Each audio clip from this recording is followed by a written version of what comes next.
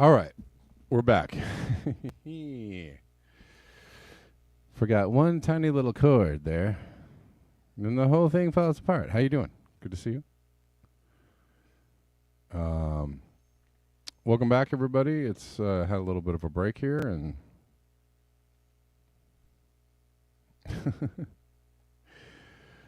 and I had a good time away, and an interesting time away, but really good.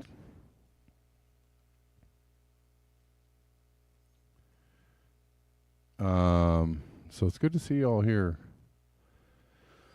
joining me again today. As far as the intro song, I don't know. I guess that's what we're going to roll with for now. It may change. Welcome, Rockfinners. I see you. Rockfin people, greetings. Welcome. And we're live on Callin as well. Callin is a podcast app where people can call in, although I'm not going to take any calls until later. But thank you all. Good to see you, everybody.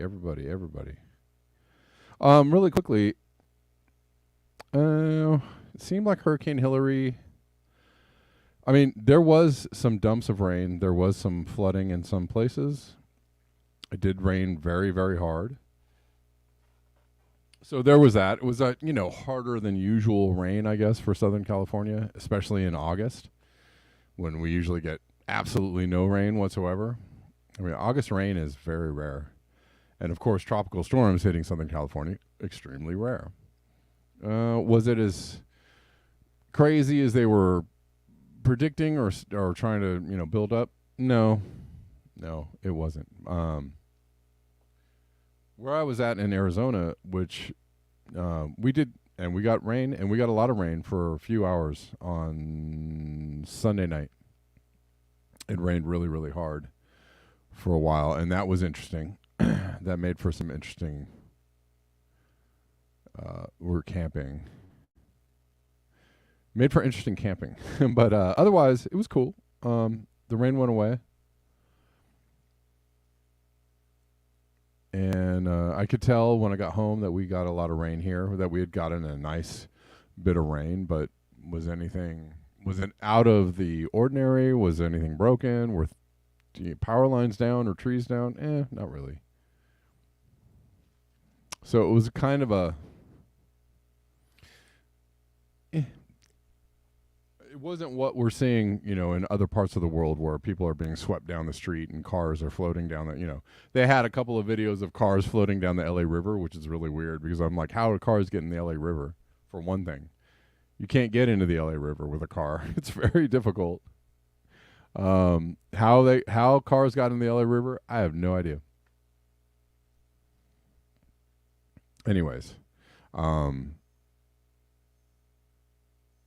yeah, it was wasn't as major as they were making it out to be. That doesn't mean that it wasn't. It was definitely unprecedented as far as like weather events. So it's, kind of the sign of things to come. I think we already had, of course, in California, massive atmospheric rivers, and one after the other, massive amounts of snowfall. Luckily it didn't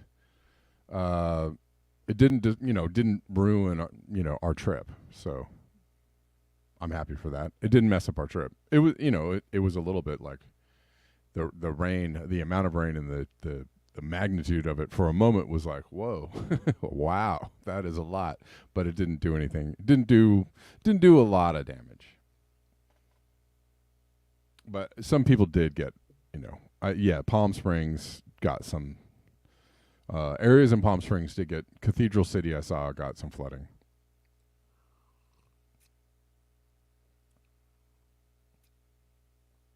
Oh, Judy, I was near Sedona. Camping near Sedona. It was beautiful. Man, let me tell you. It was really beautiful. It was a good time. And if you've ever been to Sedona, it's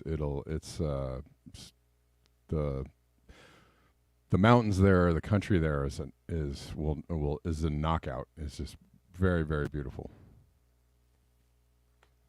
Yeah, Flagstaff. Yeah, I love Flagstaff. Flagstaff is really cool. Yeah, there are parts of Arizona that aren't, I mean, they're still in the desert, but they're more mountainous, more green, more trees, right? People always think of Arizona as more like Tucson, Phoenix, but there's that little corner, the northwest corner of Arizona is really beautiful.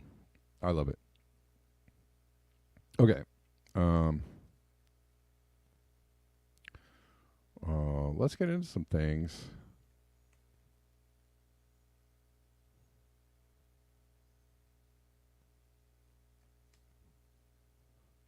And just kind of, I mean, I was for a moment there imagining in my, I've been seeing videos of people getting, washed down streets and washed down streams and rivers and by this onslaught of debris and flooding. Right. I've been seeing a lot of that. So certainly that was in my mind for a moment. It didn't end up being that though. Where we are, as far as this area where we are situated is kind of is a bit of a natural barrier to the whole tropical storm thing. Mostly. Well, let's listen to this from Dr. Vandana Shiva.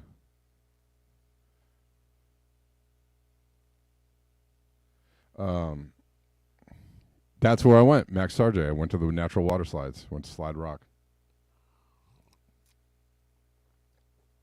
Slide Rock is a load of fun. You can just float down the river, slide down the river, and it's just so much. It's so nice.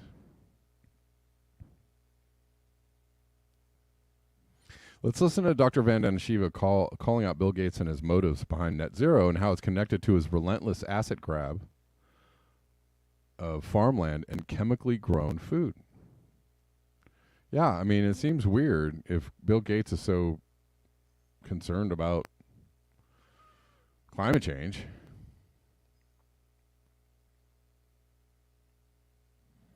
Why would he be super into pesticides and growing things in ways that are based, wholly on petroleum products, right?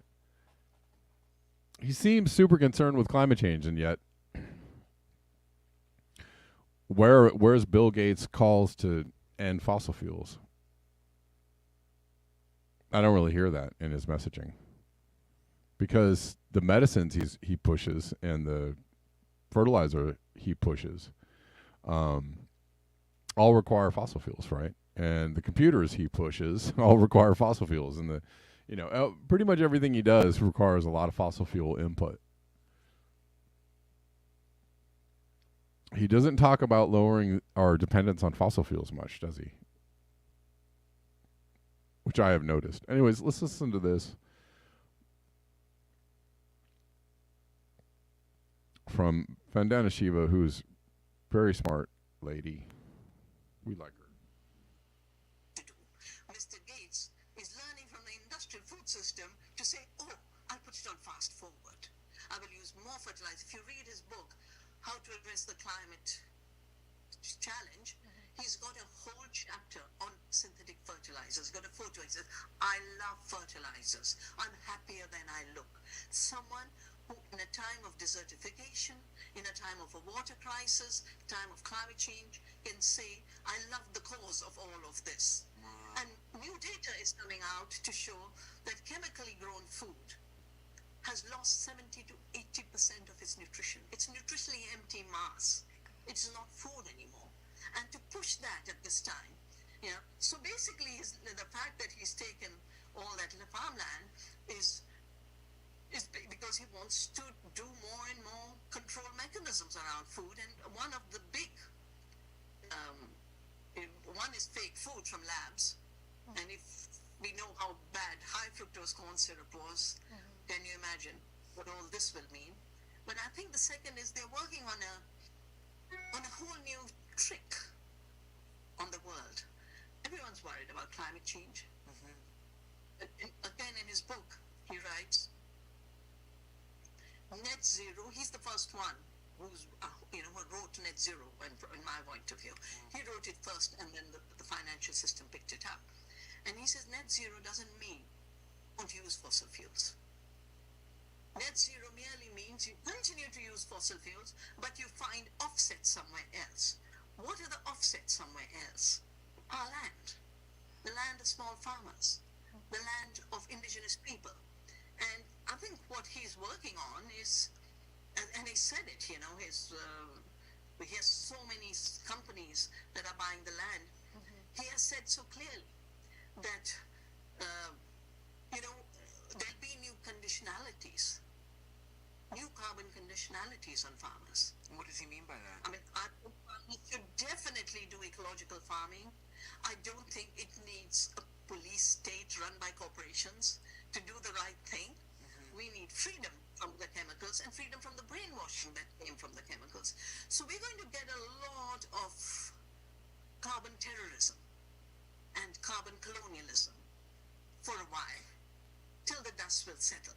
But Gates owning farmland and becoming the biggest farmland owner is because he wants to become the biggest controller of land and food all over the world.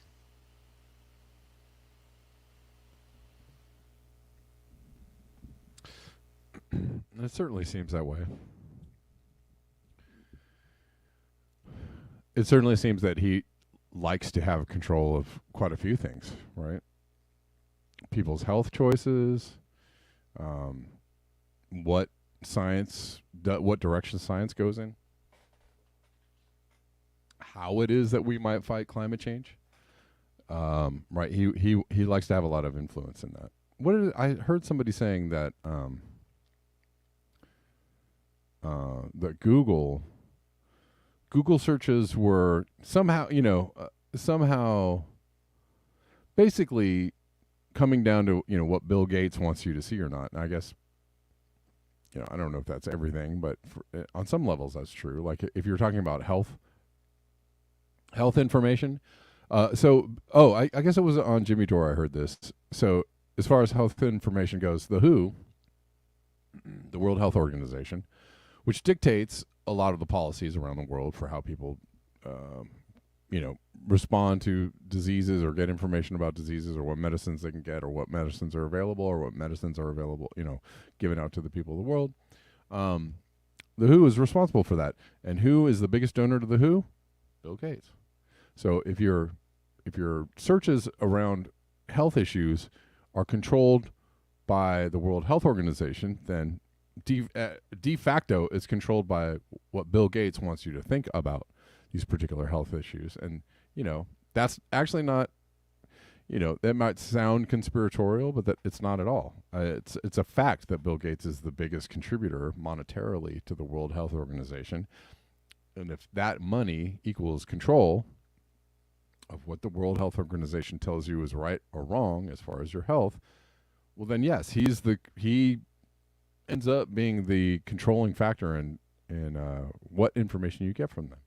So I don't know.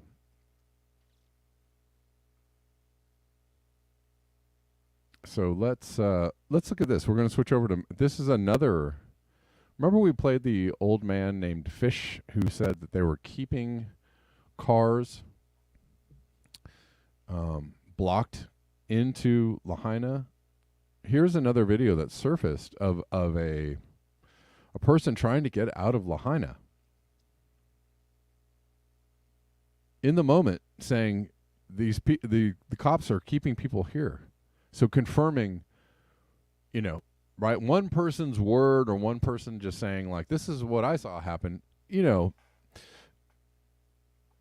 Maybe or maybe not. You should take their word for it, but that's just one person's story. But if you start to have confirmation from other people, if you start to get confirmation from other people that this story was true, then it looks, starts looking more likely that this is what happened.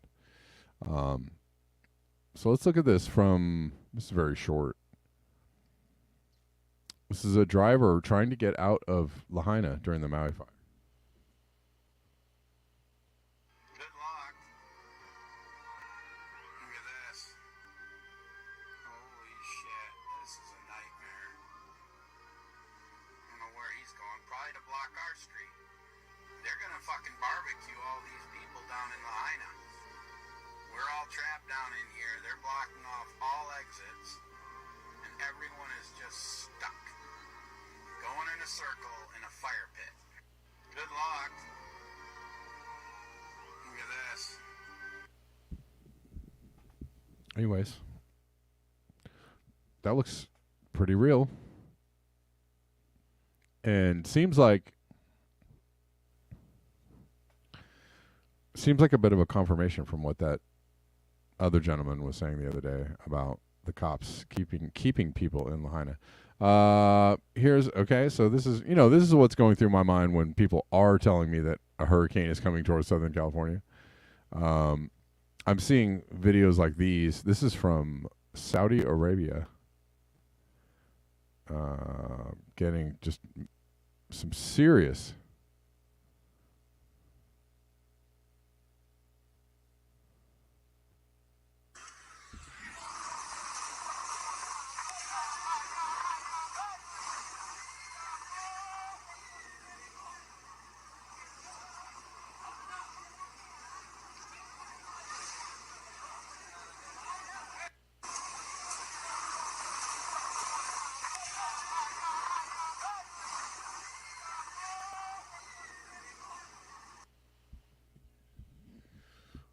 and actually there was, to go back to Hurricane Hillary, there was footage of people in Mexico getting really slammed by that. By the time I got here, it had dissipated quite a bit. All right, let's look at this from Jeff Birardelli.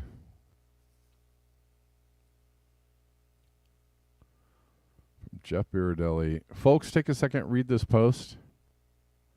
This is the state of homeowners insurance in Florida. Now, to be clear, it's not just extreme weather and climate. It's also rebuilding and contracting costs and fraud, too.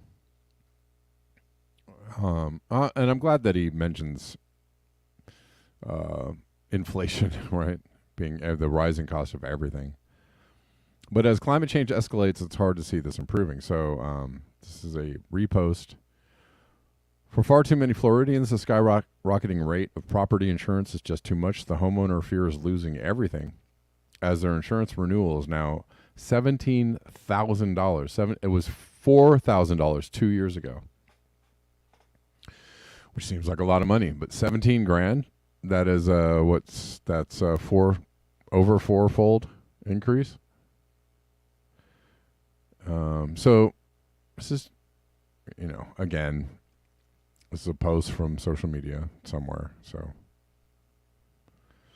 take it as that. Hi, so someone saying, "Hi, Greg. I just received a homeowner's insurance bill for $17,000. Last year it was $8,000. The year before, $4,000. Can these shocking and devastating price increases be legal?" Fair question. We made 0 claims in this time period and only 1 since purchasing this house in 2011. We can't afford this. Who can? My husband is a school teacher and I work part-time at Disney World. We were hoping to retire in this house next year. But if this is legitimate, we'll be forced to give up our jobs and move out of Florida. So Florida not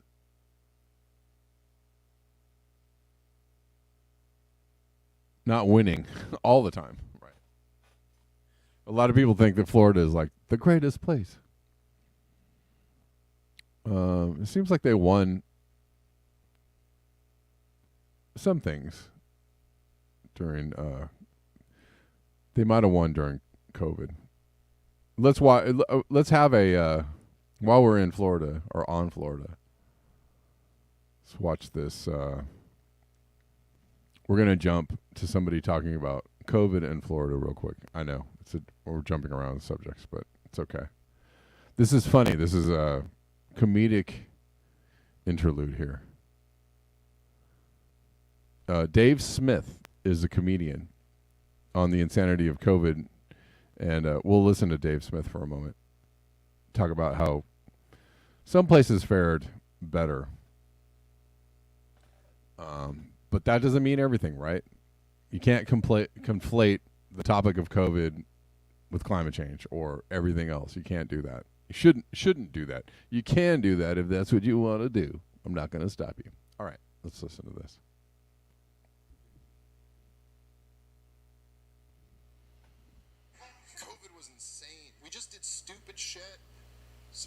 it differently. I was traveling a lot during COVID, so like I'd go to places that were doing it all different. You know, you'd be in New York and they'd just be crazy about it. They'd be like, you got to be socially distanced and put your mask on and take 16 vaccines and all that shit, you know? And I know. That gets weird because a lot of you people took the vaccine. I know you did. I'm not going to make fun of you. If you took the vaccine, I'm not making fun of you. Like, you're going to die, but I'm not going to make fun of you. I would never make fun of someone with 6 months to live. So, but that's how they were in New York. They were crazy.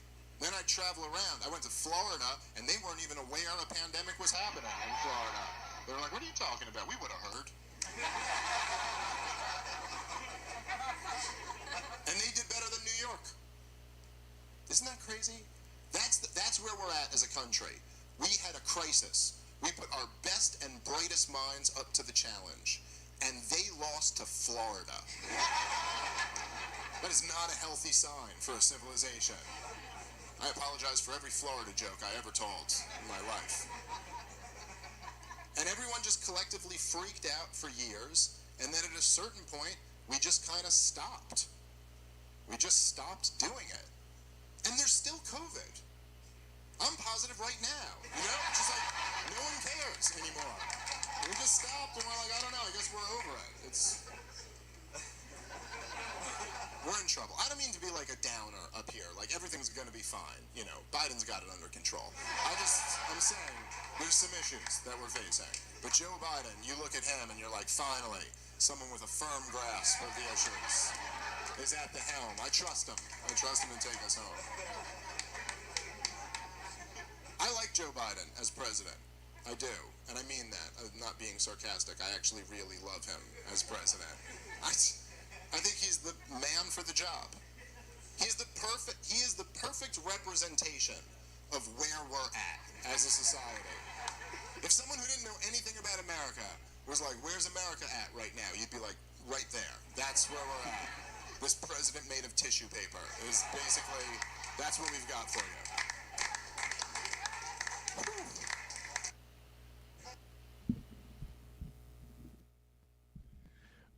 I don't know about y'all, but that was great. I really like that. And I thought that was funny. This president made of tissue paper. Anyways, hope y'all enjoyed that. We'll back to our regularly scheduled programming.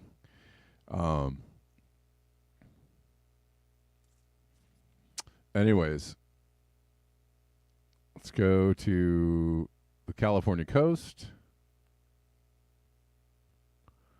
where there is a marine heat wave.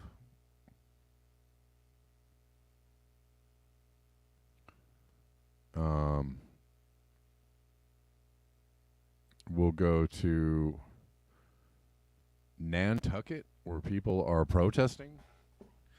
Politicians being supportive of fossil fuel use. Whoa. Really? Tell me more. And then we'll look at, I don't know. We'll look at a couple of things here. Where are we? Where are we? Indeed. Let's see.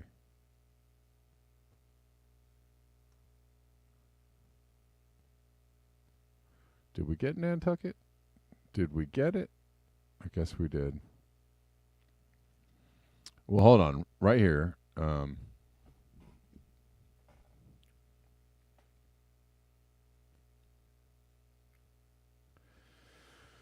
An intense marine heat wave has arrived along the northern and central California coast with water temperatures up to 7 Fahrenheit above normal.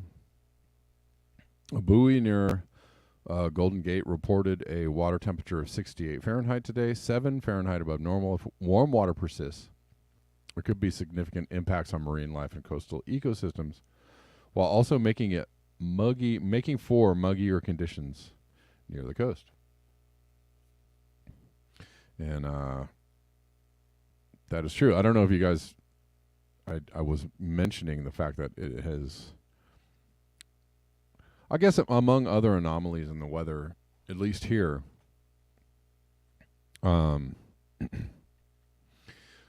among other anomalies, it's been very humid here, and we are not typically or historically a humid climate. We are generally very dry.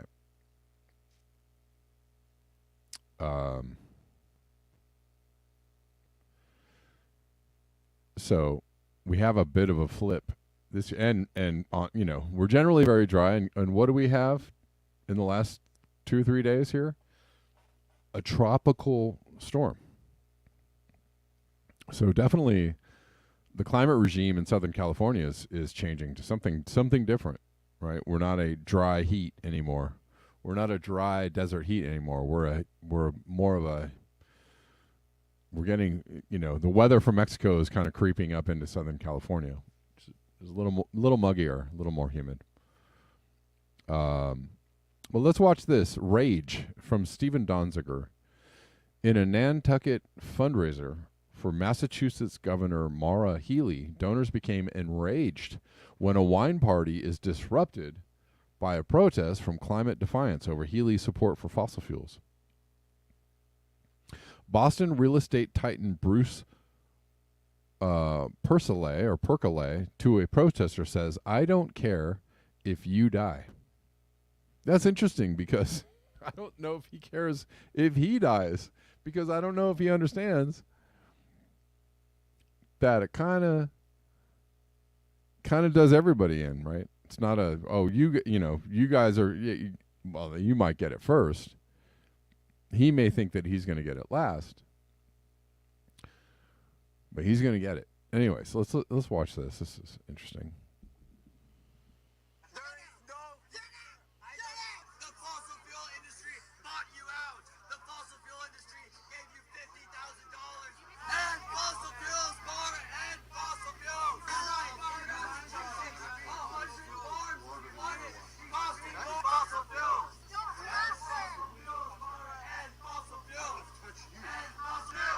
fuels. No new fossil fuels. We've spoken to her before. She's ignored us.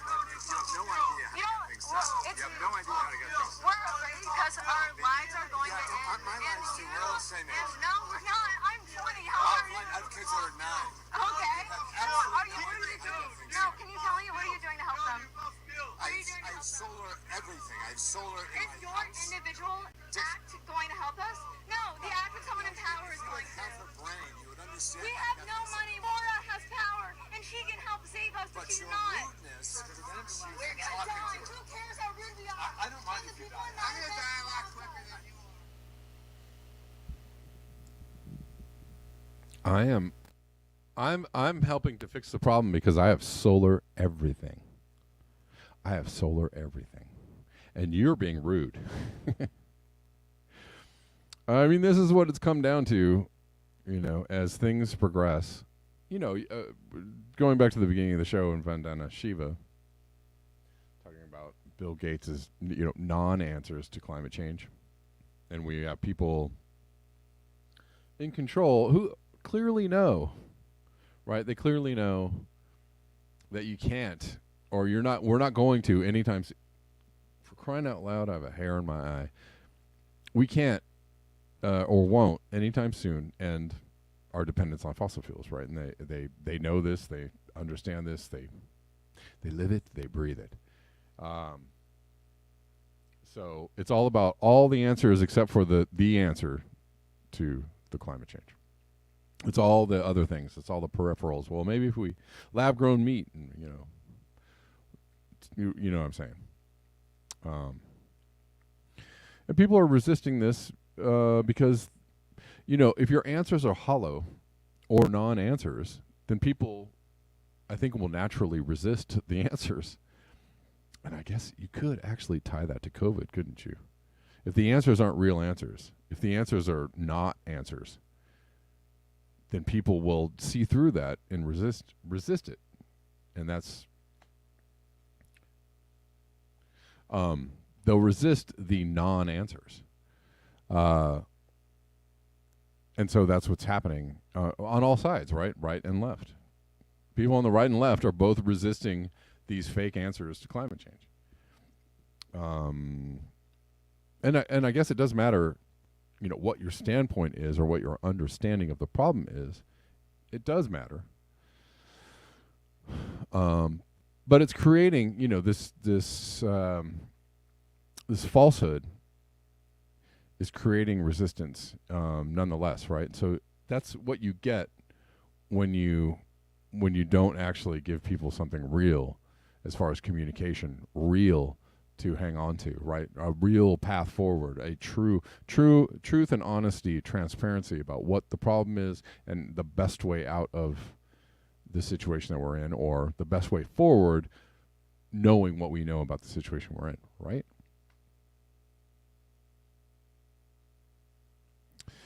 Oh, I'm going to stop right here and read this. Basil Peterson says, I think humans have evolved to wait until the 11th hour to try and fix anything since hunter-gatherer till now. Probably true. Oh, I just thought the other day, and before, I'm going to go on to the next story around this, but really quickly, what I thought about the other day was, I was thinking about people who are concerned about overpopulation, or concerned about other things that human beings are doing to wreck the planet, and what we might do about that. I don't know. But the thing is that if humans were, the thought I had was, if humans were evolved enough to control themselves or control their own, addition to overpopulation, well, then they would be evolved enough to control the problems that they have created through overpopulation, right? So, and maybe you're right, Basil Peterson. Maybe we'll find an answer in the 11th hour. Maybe we'll wait till the very end, until it gets really, really bad, and we'll figure out a way through. Who knows? We don't know yet, because we're not there yet. We're not at the end yet. We're close. We're close. But that's the thing, is that if we were, I was also thinking about, I've often said, I think that there's some areas of wilderness that should be off limits to humans. But the thing is, if you were even evolved enough to create such a policy, well, then we would be evolved enough to not even need that policy, right? If we were evolved enough to understand that overpopulation is destroying the planet, then the problems wouldn't even be there, because we'd already be like, well, we see this is a problem. We've seen it for a long time, or we see that the problems that come with overpopulation, like we would already be there, and we're not there. So, the chances that we actually, it would be nice, and I have hope. I do have hope. It'd be nice if we suddenly shifted to a state of transcendence and consciousness, and suddenly we realize, like, oh, look what we're doing. It would be great. It would be great if we did that. The likelihood is very, very small. That's just the reality of it. The likelihood is small.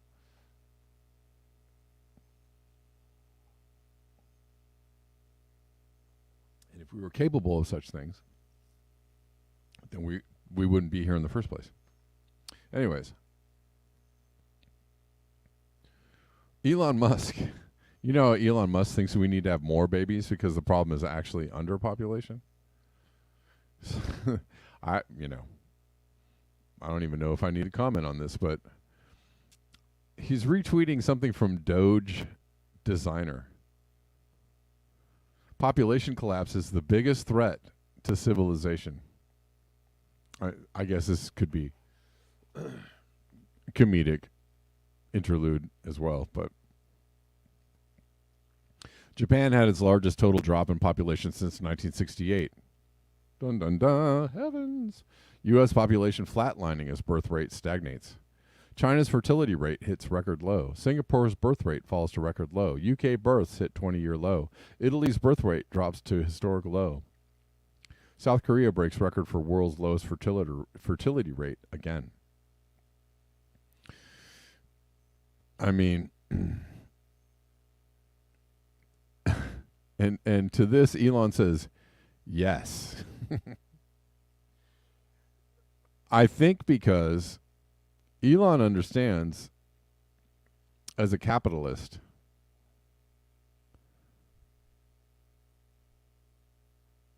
that this is a problem if you want capitalism to keep going, if you want business as usual to keep going as it is.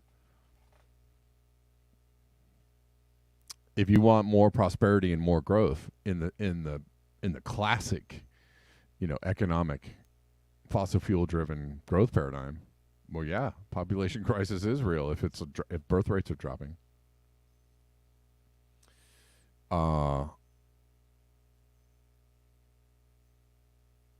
Anyways, so the fertility rates. Why are the fertility rates dropping? I mean, that would be a good question to ask.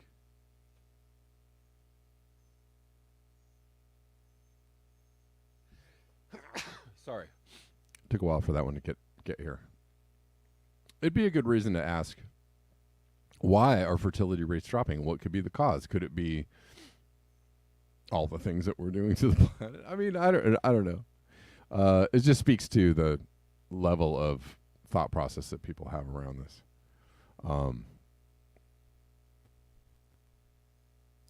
Maybe this is nature's way of telling us that there's an issue. Could it be that? I don't know. But that is just, I don't know. I thought it was some comedy there. All right, let's listen to Elliot Jacobson give us the other side of the story, talking about collapse of civilization on CNN, no less.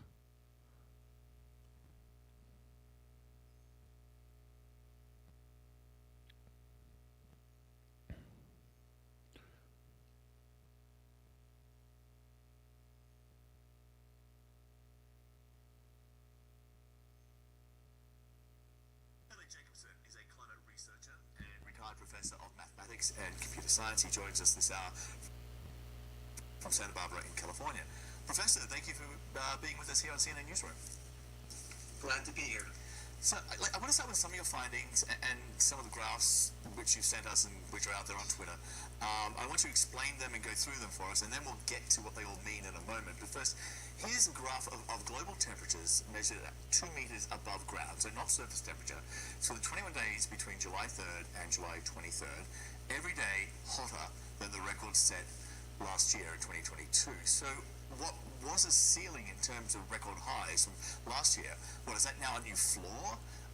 Is that where this is all heading? Well, what's happening is that we're very quickly getting to the 1.5 Paris limit, and in the process, temperatures have to rise. This is a natural and inevitable consequence of the greenhouse gases we pumped into the atmosphere. So, yeah, we set a new record this year, and that record is playing out all over the globe in terms of heat waves and other climate effects. We're at 17 and a quarter Celsius as a global average. That previous record was about 16.9 Celsius, so it's a huge year-over-year leap.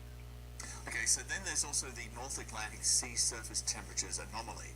This is another graph. This is the difference between the current temperatures and 2023 is in the red line compared to 1981 to 2020 with the mean, of 1981 to 2020 being used for 1982 to 2023. So what are we actually looking at here in this particular graph? So what we essentially do here is we take each year and draw it horizontally as a line. And the location of that line is either above or below the zero line, which indicates simply whether it's an above average or below average year. And so you can kind of see everything is sort of clustered in the middle there, except for this year. And you see that red line just completely spiking upwards. And what that means is that we have a situation with North Atlantic sea surface temperatures that is just unheard of, unexpected, and beyond anything that we really are able to fully understand the implications for. Okay, and then so daily in addition to Antarctic sea ice for every day from 1989 to 2023, and again the red line we see there is for 2023. We're halfway through the year. So what are we looking at here in terms of sea ice?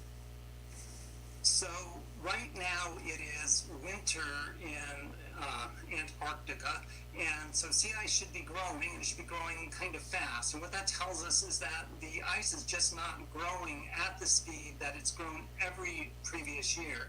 And that deficit just isn't a little bit. Right now, it is close to 2.5 million square kilometers. I think that comes out to about 8 Britons worth of deficit of sea ice. And so that's just right now of all the things that are under expectation. That one is by far the one that is sort of off the charts below expectation.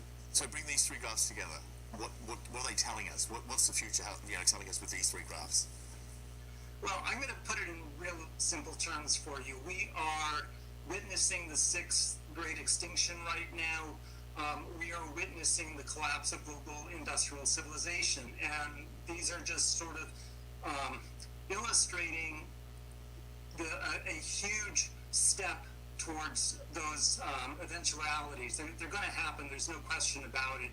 And so it's the fact that we have all three of these at once. It's just stunning. It's stunning. Climate scientists and everybody else who's looked at these things as a career professional their whole lives, they can't believe this is happening. I'm surprised by just how fast this is all happening. But that's where it's heading. It's heading towards a mass extinction event. A mass extinction being us. Well, not necessarily. So the definition of a mass extinction event is 75% of the species on the planet. And so that's certainly what we see happening right now. We have at least 10 times the background rate of extinctions happening globally right now. And typically that the timeline for a mass extinction event is about 2.8 million years. So the actual definition of mass extinction is losing 75% of species over 2.8 million years. We're going to do it in 100 years. That's how fast this is happening. And I think that those last bit of numbers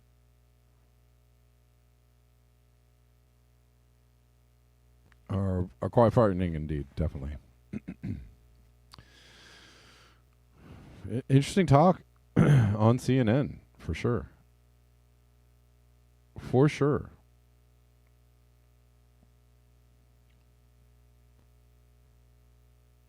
I'm sure that doesn't make people feel very good.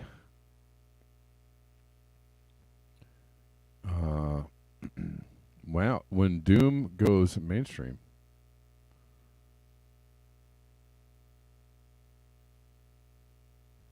Okay, real quick, guys, if you like this video, if you like what you're watching, please take 1 second and like it up. Like up the video. It was a short vacation, Scott, but definitely necessary. Like the video up.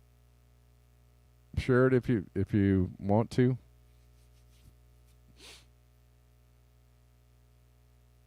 Got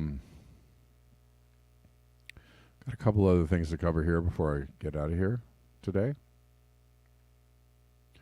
Real quick, best way to support the show, paypal.me/Kevin Sandblum, Venmo at Kevin Sandblum, Cash App at Red Llama Music, buymeacoffee.com/Blackburn News, and all the other things, Patreon and Super Chats and Super Rays and all that kind of good stuff. And thank you to everybody who supports the show, and that's pretty much all y'alls. No. All right.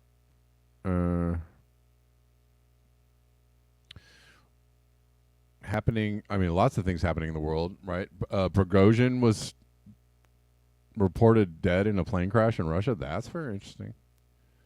Considering what happened, what was it? It wasn't that long ago, a month ago or 2 months ago, when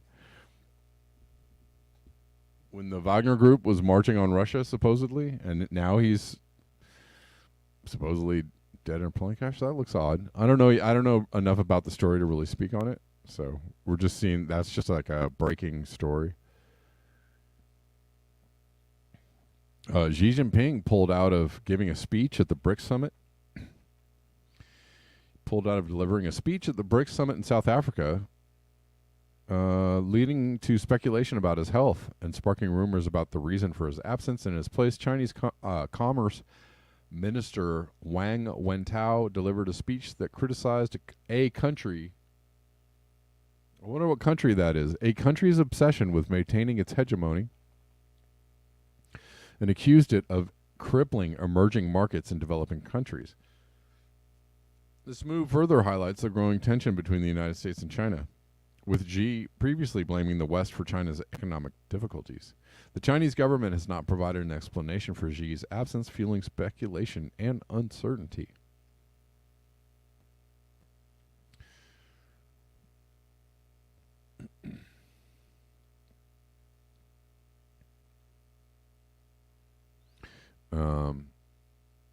Also, India apparently landed a craft on the moon.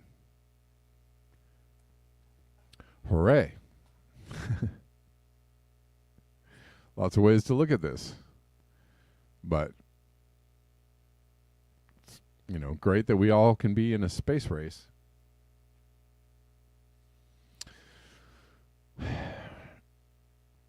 When the planet Earth is in such dire straits at the moment. India becomes fourth country to land on the moon, first on the south pole of the moon.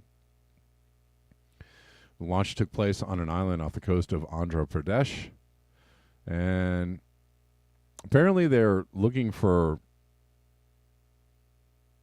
in that area for what could be vital reserves of frozen water. I don't know. I see you, Joseph. Give me 1 second, okay? But I don't, who knows? Again, I feel like we should probably concentrate on the planet Earth. That's just my hot take. Instead of mining other satellites, I guess. Or celestial bodies, mining other celestial bodies for minerals. Maybe we should work on what we're doing down here. I don't know. And I'm sure lots of people have thoughts on, all the angles that one could talk about in landing on the moon. All right. Joseph, give me 1 moment. We'll take this from Joseph before we wrap up the show. What's going on, man? Hello, Kevin. How are you? I'm good, man. How you doing? I'm complicated. Welcome home. It's all good. Yes, it's complicated times. It is very complicated times. I wanted to go back to what you opened with, if I could, for a second. Vandana? And after. And you were talking about species, the CNN piece, which connects to Vandana.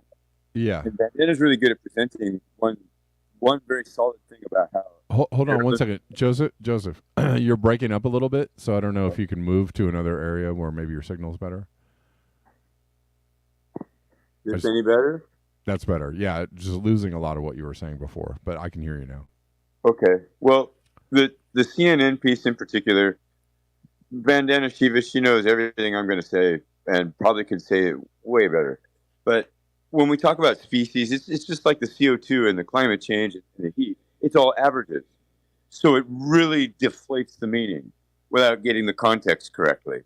And the species going extinct, that's a misnomer. There are species that have been around since the dinosaurs and before, and I live with a parrot whose species has been unchanged for over 50 million years. Yeah. And we all stack up on a pyramid on that. We are dependent on the function of all these species that have figured everything out and been here for countless millions of years. Right. And the ones that go extinct are not them. The ones that go extinct are the newcomers that don't figure it all out, or the humans give the elbow nudge to. Right. Right. That's all I wanted to add. It's just, I don't. It seems like such a small thing, but it really isn't. it gives just a glaringly blank picture to what these people are saying.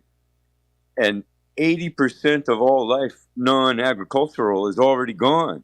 Maybe not the species, but their numbers are reduced by, yeah.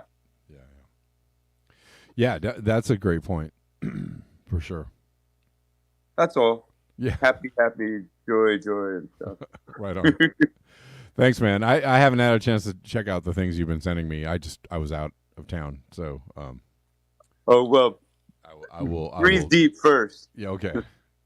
I'll get into them as soon as I can. Thank you. All right, man. Take it easy. You too. All right, guys. I am gonna wrap up the show, and thank you so much for your eyes, your ears, and your conscience. I will see you tomorrow at the regular time of 12 p.m. Pacific Daylight Time. And until next time, peace.